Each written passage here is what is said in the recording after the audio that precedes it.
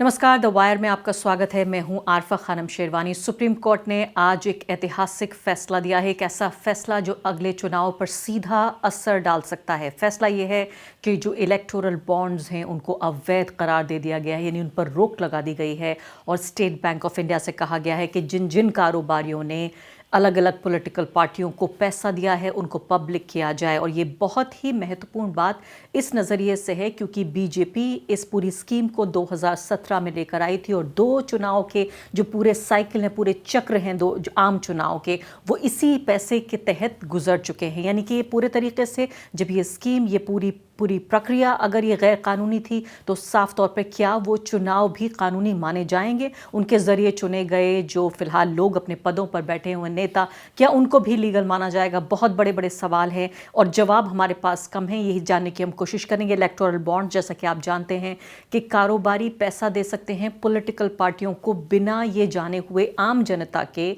जो उसके जानने का अधिकार है, जो उसके सूचना का अधिकार, राइट टू इन्फॉर्मेशन, वो भी इस पर लागू नहीं हो रहा था कि कोई नहीं जान सकता कि अंबानी ने कितना पैसा नरेंद्र मोदी को दिया, कोई नहीं जान सकता अडानी ने कितना पैसा दिया, टाटा ने कितना पैसा दिया। और आपको ये जानकर हैरानी होगी कि 90% के आसपास जो पैसा है, जो कॉरपोरेट फंडिंग है, वो गई है बीजेपी के पास। और जो डेटा है वो ये बताता है कि 55% जो फंडिंग इलेक्टोरल बॉन्ड्स के जरिए दी गई है, पूरी फंडिंग का वो बीजेपी के पास गया है। और शायद इसी की बुनियाद पर जो 2019 का चुनाव था, दुनिया का सबसे महंगा चुनाव लड़ा गया, उसमें ज़्यादातर पैसा बीजेपी के का ही लगा, जाहिर है, क्योंकि सीटें भी उनकी सबसे ज़्यादा आई थी। हमारे साथ इस खास मुद्दे पर चर्चा के लिए सुप्रीम कोर्ट के वरिष्ठ वकील प्रशांत भूषण जी मौजूद हैं, जिन्होंने इस पूरे मामले पर बहस की, चर्चा की, दलीलें पेश की और आज उनके लिए बहुत कामयाबी भरा दिन है। इस सब के बावजूद भी प्रशांत जी कि जनवरी तक के महीने में भी सुप्रीम कोर्ट की तरफ से ऐसा कोई संकेत नहीं मिला जिससे लग रहा था कि आज का फैसला जो आया है वो आ पाएगा। क्या आप हैरान हैं, खुश हैं? क्या है आपकी प्रतिक्रिया? नहीं, मैं बहुत खुश हूँ। और जिस तरह से हाल में सुप्रीम कोर्ट के एक के बाद एक फैसले आए, चाहे वो कश्मीर के बारे में, चाहे वो अडानी के मामले में, चाहे बहुत सारे केसेस में, उससे बहुत निराशा और एक तरह से हताशा हो रही थी कि सुप्रीम कोर्ट वो अपना दायित्व नहीं निभा रहा जो उसको संविधान ने दिया है, यानी कि लोकतंत्र की रक्षा करना और मौलिक अधिकारों की रक्षा करना और संविधान की रक्षा करना। लेकिन ये जो फैसला आया, ये बहुत ही महत्वपूर्ण फैसला है, क्योंकि इसमें सिर्फ इलेक्टोरल बॉन्ड्स को रद्द नहीं किया है। इस फैसले में पूरा जो चुनावी सिस्टम है हिंदुस्तान का, किस तरह से पैसे के आधार पर चलने लगा है, और इसीलिए उन्होंने और इससे हमारा लोकतंत्र कितनी खराब स्थिति में पहुंच गया, इसका पूरा उस जजमेंट में व्याख्यान किया गया है। और ये भी बताया गया है कि ये बहुत बड़ी विडंबना है कि इलेक्शन जो कैंडिडेट है उसके खर्चे पर तो लिमिट लगी हुई है, लेकिन पॉलिटिकल पार्टी कितना खर्च करे उस पर कोई लिमिट नहीं लगी है। यानी कि अगर आपने एक कैंडिडेट के खर्चे पर लिमिट लगा दी 75 लाख, तो अगर आपने 500 कैंडिडेट खड़े करे तो आप ज़्यादा से ज़्यादा करीब 350 करोड़ खर्च कर सकते हैं सारे कैंडिडेट्स मिलाकर। लेकिन यहाँ तो हम देख रहे हैं एक एक चुनाव में सिर्फ भाजपा ने 2019 के चुनाव में कुछ अनुमान कहते हैं 50,000 करोड़, कुछ अनुमान कहते हैं 10,000 करोड़, यानी कम से कम 10,000 करोड़ तो खर्च किया ही किया। यानी कि जितना उनके कैंडिडेट्स खर्च कर सकते थे उससे कम से कम 30 गुना पैसा पार्टी ने खर्च किया। तो और इसी वजह से इस फैसले में एक और महत्वपूर्ण चीज करी है कि जो लिमिट थी कॉरपोरेट डोनेशंस की, कंपनियां जो डोनेट कर सकती हैं पॉलिटिकल पार्टीज को, जो पहले लगी हुई थी कि आप अपने प्रॉफिट का 7.5% से ज्यादा नहीं डोनेट कर सकते पॉलिटिकल पार्टीज को। यानी पिछले 3 साल का जो आपका एवरेज प्रॉफिट है उसका एक साल में 7.5% से ज्यादा नहीं डोनेट कर सकते। वो लिमिट खत्म कर दी गई थी।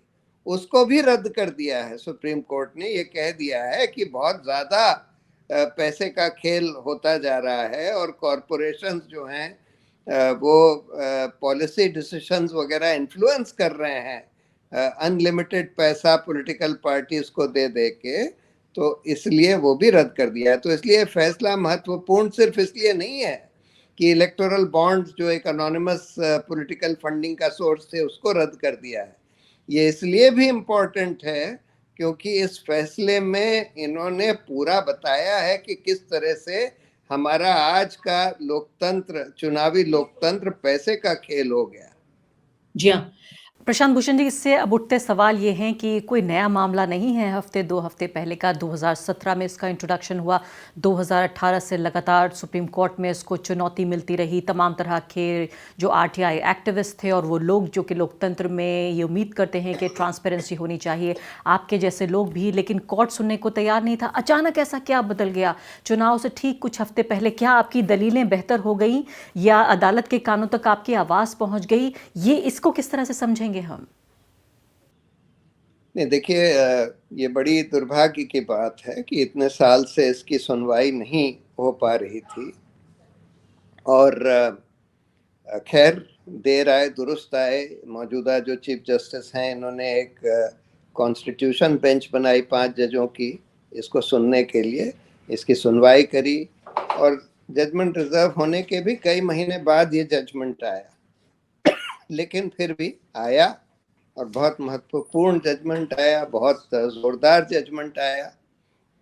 और इसमें और बड़ी बात यह है कि उन्होंने ये बोल दिया है कि स्टेट बैंक ऑफ इंडिया के पास जो इंफॉर्मेशन है सारे इलेक्टोरल बॉन्ड्स की, कि किसने खरीदे और किस पॉलिटिकल पार्टी ने वो बॉन्ड्स एनकैश कराए, वो सारी इंफॉर्मेशन पब्लिक करी जाए, इलेक्शन कमीशन को भी दी नहीं जाए। तो और प्रशांत जी, क्या ये पैसे वापस भी किए जाएंगे? क्या मैं इसको ठीक समझ रही हूँ कि ये जो रकम दी गई है, क्या इसको वापस भी करना है पॉलिटिकल पार्टी को? नहीं, वापस नहीं करना है। जो अभी तक अनएनकैश्ड बॉन्ड्स हैं वो अब एनकैश नहीं किए जाएंगे और जो एनकैश हो चुके हैं वो वापस नहीं करने हैं, लेकिन उसकी पूरी इंफॉर्मेशन स्टेट बैंक को देनी है।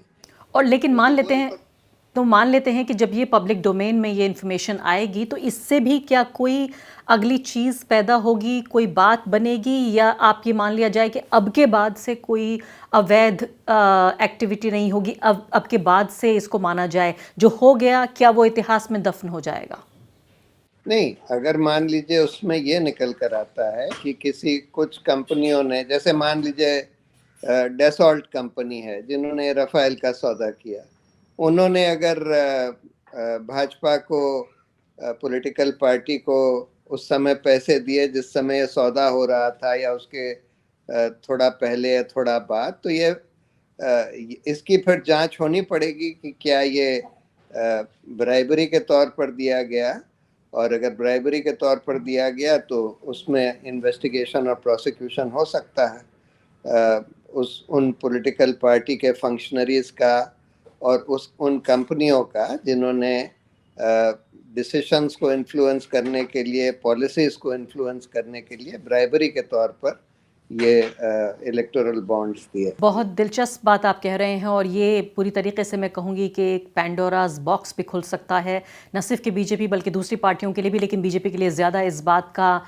मतलब बनता है चूँकि उन्हें सबसे ज़्यादा हिस्सा मिला है इस पूरे पैसे का। रविशंकर प्रसाद को मैं सुन रही थी, पूर्व कानून मंत्री, वो ये कह रहे हैं कि भाई देखिए, हम इस पर एक विस्तार से टिप्पणी तो बाद में देंगे, लेकिन अभी आपको इतना बताना चाहते हैं कि हम चुनावी प्रक्रिया में पारदर्शिता लाने के लिए हम ये इस कार्यक्रम को लेकर आए थे, ताकि जो लोग पैसा दे रहे हैं अलग अलग पॉलिटिकल पार्टियों को, उन्हें बाद में सताया ना जाए कि भाई आपने क्यों दिया, आपने क्यों इसका फ़र्क पैदा किया। तो हम एक तरह से अपने या कारोबारी जो लोग हैं उनके हितों को हम रक्षा करने की कोशिश कर रहे थे।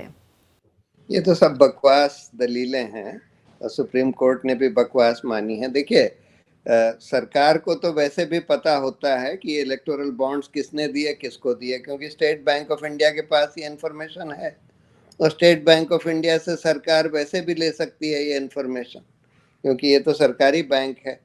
तो सरकार को तो पता होता है, मतलब केंद्र सरकार को तो पता होता है, बाकी जो ऑपोजिशन पार्टीज हैं उनको नहीं पता होगा कि किसने दिए पैसे वगैरह। और वैसे भी ये कहना कि भाई ये सताए ना जाए वगैरह वगैरह। अरे सताती कौन है, वो तो सरकार ही सताती है ना। तो ये बिल्कुल गलत बात है कि नहीं, लेकिन मान लेते हैं जैसे कि आपने बीजेपी को पैसा दिया और पता चल गया कि बीजेपी को पैसा दिया, लेकिन सरकार आ गई कांग्रेस पार्टी की। हाँ हाँ, तो देखिए सुप्रीम कोर्ट ने इसका पूरा अच्छी तरह से इसको एग्जामिन किया है, इस दलील को, और इस दलील को खारिज कर दिया है ये कह के कि भाई जनता को ये जानने का, क्योंकि पॉलिटिकल पार्टीज एक बहुत महत्वपूर्ण रोल प्ले करती हैं आज की इलेक्टोरल पॉलिटिक्स में। तो जैसे सिटीजन्स को कैंडिडेट्स के बारे में एसेंशियल इंफॉर्मेशन जानने का हक है, उसी तरह से सिटीजन्स को पॉलिटिकल पार्टीज के भी बारे में एसेंशियल इंफॉर्मेशन जानने का हक है। यानी कि जैसे कैंडिडेट्स को अपने एसेट्स लायबिलिटीज डिक्लेयर करने होते हैं, उसी तरह से पॉलिटिकल पार्टीज की कहाँ से फंडिंग आई नहीं आई, वो सब जनता को पता होने का हक है। और ये जजमेंट जो है, जो एक और केस पेंडिंग है हम लोगों का कि पॉलिटिकल पार्टीज को भी आरटीआई के तहत आना चाहिए, उस पर भी असर डालेगा। जी हाँ। एक और बहुत मजबूत दलील जो दी जा रही है वो ये कि भाई देखिए, ये सब हमने जो किया ये सफ़ेद तरीके से चीज़ों को दिखाने के लिए किया गया, क्योंकि कैश का बहुत बोलबाला होता था। तो दलील का एक हिस्सा ये है, एक तरफ के लोग ये कह रहे हैं कि भाई देखिए, हमने कैश से बचने के लिए कम से कम एक चीज़ें डॉक्यूमेंटेड हो रही हैं, पता चल रहा है कि आप आधिकारिक रूप से एक जगह से पैसा दूसरी जगह जा रहा है। तो एक तरफ तो ये दलील है, दूसरी तरफ दलील ये है कि इलेक्टोरल बॉन्ड्स के बावजूद भी ये पूरी जो पॉलिटिकल फंडिंग का पूरा जो धंधा और जो कारोबार है, ये पूरा ब्लैक मार्केट से चलता है, जहाँ पर ज़्यादातर अभी भी ब्लैक मनी यानी कैश में ही पूरा धंधा चलता है। तो इलेक्टोरल बॉन्ड्स हो ना हो, क्या ज़्यादा फर्क पड़ता है? हाँ, ये बात तो सही है कि अभी देखिए बहुत सारे इलेक्टोरल रिफॉर्म्स करने की ज़रूरत है। अगर आपको पैसे का जो बोलबाला है आज इलेक्शंस में उसको ख़त्म करना है, तो पहले तो आप पॉलिटिकल पार्टी का जो एक्सपेंडिचर है उस पर लिमिट लगाइए। दूसरी बात, ये जो कैश में खर्चा होता है और कैश में पैसे लेते हैं, इसको बंद करिए। जब ये नोटबंदी करी गई थी तो ये बोला गया था कि भाई हम कैशलेस इकोनॉमी बनाना चाहते हैं, जिससे कि लोग बैंक के ही थ्रू पैसा खर्च करें और पैसा लें। आप आम आदमी को तो नहीं कह सकते कि सारा ट्रांजैक्शन बैंक से हो, लेकिन पॉलिटिकल पार्टीज को तो आप कह सकते थे। आप इलेक्शन कैंडिडेट्स को कह सकते थे। अगर आप इलेक्शंस में ब्लैक मनी का रोल कम करना चाहते हैं तो एक सिंपल सा कानून बनाते कि भाई पॉलिटिकल पार्टीज और कैंडिडेट्स कोई कैश में ना तो खर्चा करेंगे ना पैसा लेंगे, और सब कुछ बैंक के ही थ्रू होगा। और अगर उनको पकड़ लिया गया कैश में खर्चा करते हुए या पैसा लेते हुए, तो फिर उनको डिस्क्वालीफाई कर दिया जाएगा। तो ऐसा कानून आसानी से बनाया जा सकता था, लेकिन ये तो सब जुमलेबाजी चलती है ना कि हम ब्लैक मनी पर वार कर रहे हैं, हम कैशलेस इकोनॉमी बनाना चाहते हैं वगैरह। जहाँ पर मेन आपको कैशलेस बनाने की ज़रूरत है, वहाँ तो आप कर नहीं रहे हैं। और इसीलिए मैं कहता हूँ कि ये जो फैसला है, इसमें कई पैराग्राफ्स ऐसे हैं जो इससे डील करते हैं कि कितना ज़्यादा आजकल महत्व हो गया है पैसों का इलेक्शंस में, और उसको कर्ब करने की क्यों ज़रूरत है। जी हाँ। और इसमें दर्शकों को ये जान के हैरानी होगी कि देखिए किस तरह से कारोबारी लोग अपनी पसंद की नीतियां सरकार से बनवाने के लिए एक तरह से ये लीगल या कानूनी तरीके से रिश्वत दे सकते हैं पॉलिटिकल पार्टी को। लेकिन प्रशांत जी, मेरा सवाल यहाँ पर यह है कि चुनाव से हम ठीक कुछ ही हफ्ते पहले खड़े हुए हैं। एक माहौल देश में ये है कि भाई देखिए, अब की बार 400 पार, अब की बार तो कोई नहीं रोक सकता। नरेंद्र मोदी 3.0 वो खुद कह रहे हैं कि हम आ रहे हैं। ऐसे में जब इन कारोबारियों के और जो इंडिविजुअल्स हैं उनके नाम अगर बाहर आएंगे कि कौन किसको फंडिंग कर रहा है, तो अपोजिशन पार्टी के लिए तो बड़ी मुश्किल की बात हो जाएगी। जो छोटी मोटी फंडिंग उनको मिलती थी, अब इलेक्टोरल बॉन्ड्स पब्लिक होंगे तो वो भी नहीं मिल पाएगी उनको। नहीं, देखिए जो जना हिम्मती है वो तो देगा, जो डरता नहीं है और हिम्मती है वो तो देगा। लेकिन हाँ, ये बात सही है कि आजकल ईडी और सीबीआई और इनकम टैक्स वगैरह को यूज़ करके बहुत डर का माहौल बना दिया गया है। इसलिए ये हो सकता है कि ऑपोजिशन पार्टीज को भी मुश्किल हो, जो इलेक्टोरल बॉन्ड्स के थ्रू जो थोड़ा बहुत पैसा उनके पास आ रहा था वो भी ना आए, हो सकता है। लेकिन हमारे लॉन्ग टर्म में हमारे पॉलिटी के लिए, हमारी इलेक्टोरल डेमोक्रेसी के लिए इसकी बिल्कुल ज़रूरत थी। नहीं तो बिल्कुल इसके नाम पर खूब घूसखोरी चल रही होगी। क्योंकि अब देखिएगा, अब जैसे ही इन्फॉर्मेशन आएगी, मुझे तो लगता है सरकार पूरी कोशिश करेगी इस इन्फॉर्मेशन को दबाने की। हो सकता है ये लोग ये भी कोशिश करें कि कोई ऑर्डिनेंस ले आए इसको एनल करने के लिए। कम से कम ये इन्फॉर्मेशन बाहर ना जाए कि इलेक्टोरल बॉन्ड्स किसने खरीदे थे और किसको दिए गए। 2019 में जब वो इंटरिम ऑर्डर हुआ था सुप्रीम कोर्ट का, उसके बाद के जो इलेक्टोरल बॉन्ड्स हैं उसकी सारी इन्फॉर्मेशन देनी है स्टेट बैंक को। तो हमें लगता है कि सरकार इससे घबराई हुई तो होगी, चाहे उसको ये खुशी होगी कि ऑपोजिशन का भी भंडाफोड़ हो सकता है इससे, क्योंकि ऑपोजिशन पार्टीज को भी काफ़ी, या मतलब कम से कम थोड़ा बहुत पैसा मिला है इसके ज़रिए, इलेक्टोरल बॉन्ड्स के ज़रिए। जी, बहुत बहुत शुक्रिया प्रशांत भूषण आपका इस बातचीत के लिए और तमाम संघर्ष और कानूनी लड़ाइयाँ जो आप अक्सर लड़ते हैं आम लोगों की भलाई के लिए। बहुत बहुत शुक्रिया आपका। द वायर के और वीडियोस देखने के लिए सब्सक्राइब करें और बेल आइकन पर क्लिक करें। स्वतंत्र पत्रकारिता की आर्थिक मदद करने के लिए डिस्क्रिप्शन में दिए गए लिंक पर जाएं और अपनी राशि चुनें।